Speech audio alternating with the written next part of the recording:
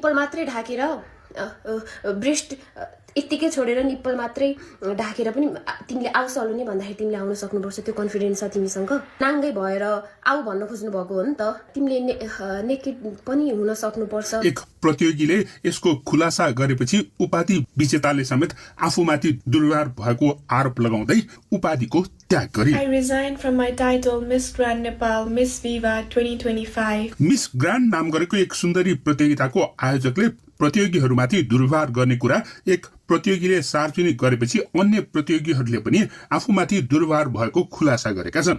यो वर्षकी miss grand Nepal 2025 को उपाधि विजेता जेसिका सिंह ठकुरीले एक लामो बयान सार्वजनिक गर्दै उपाधिको लागि आत्मसम्मान साट्न सकिन भनेर उपाधि त्याग गरेको घोषणा गरेकी हुन्।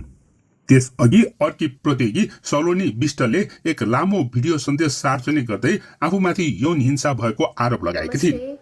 मेरो नाम चाहिँ सलोनी विष्ट। मसँग भएको एकदमै धेरै नराम्रो घिनलाग्दो इन्सिडेन्टको बारेमा कुरा गर्न आएको हो। म चाहिँ एउटा ब्युटी पेजेन्टमा गएको थिएँ, त्यसको नाम चाहिँ मिस भिभा हो र त्यो ब्युटी पेजेन्टको अर्गनाइजर उद्धव अधिकारीले मसँग भर्बर सेक्सुअल हरास गर्नुभयो। उहाँले मसँग एकदमै धेरै नराम्रो कुराहरू गर्नुभयो, एकदमै नराम्रो घिनलाग्दो कुराहरू गर्नुभयो।